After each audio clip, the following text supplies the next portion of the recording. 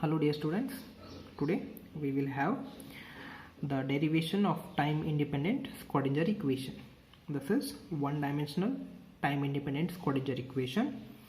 So the motion of free particle can be described by the equation psi xt is equals to a into e to the power I into bracket kx minus omega t.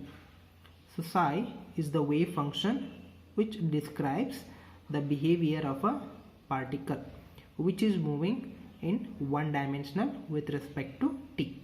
So this is the standard equation of wave function which is moving along one dimension.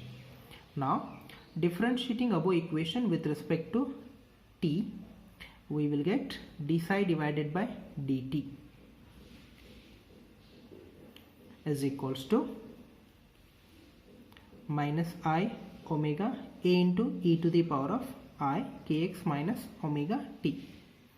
Differentiating this equation once again with respect to t, we will get d square psi divided by dt square is equals to I square omega square a into e to the power of I kx minus omega t.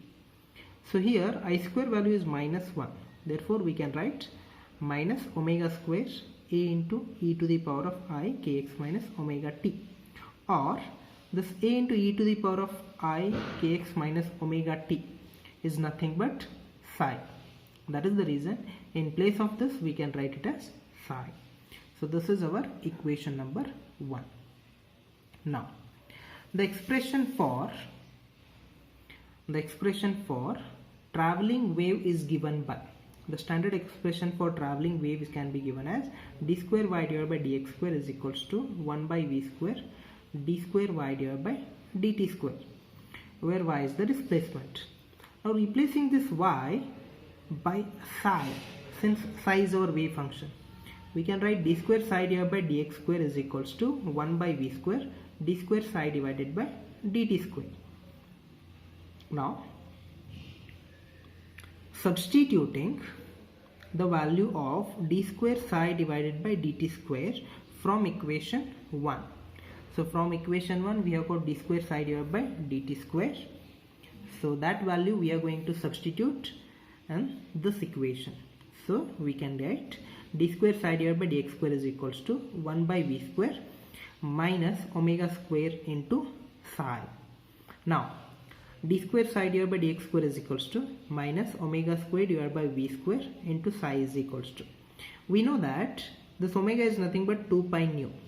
So we can substitute omega square as into bracket 2 pi nu bracket square, and we know that the value of v, we can write it as v is equals to nu into lambda, frequency into wavelength.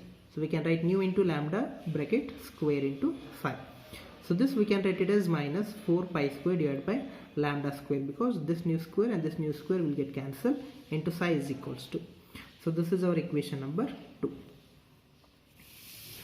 Now the total energy of particle can be written as kinetic energy plus potential energy. So this total energy we can write it as, kinetic energy we can write it as p square divided by 2m plus potential energy we can write it as v. So this v you can bring it on this side. So we can write E minus v is equals to p square divided by 2m. Now from the de Broglie hypothesis we can write the value of p. P we can write it as h divided by lambda raised to this divided by 2m. So in this we can write the equation for 1 divided by lambda square. So we can write 2m, this 2m you can bring it on the side, 2m e minus v divided by h square. Substituting this in equation 2. So in the equation value 2 we will be substituting this 1 divided by lambda square. Okay. So when we substitute 1 divided by lambda square in the equation number 2, we get d square psi divided by dx square is equals to minus 4 pi square 2m e minus v divided by h square into psi.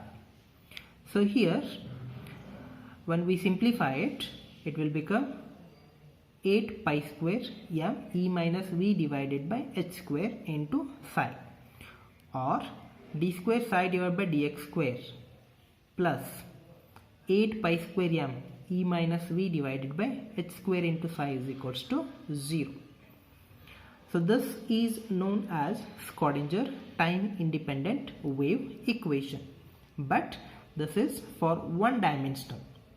If the same equation, if you want to write it for the three-dimensional form, then we need to consider all the three coordinates, that is d square psi divided by dx square plus d square psi divided by dy square plus d square psi divided by dz square plus 8 pi square m divided by h square e minus v into psi is equals to 0.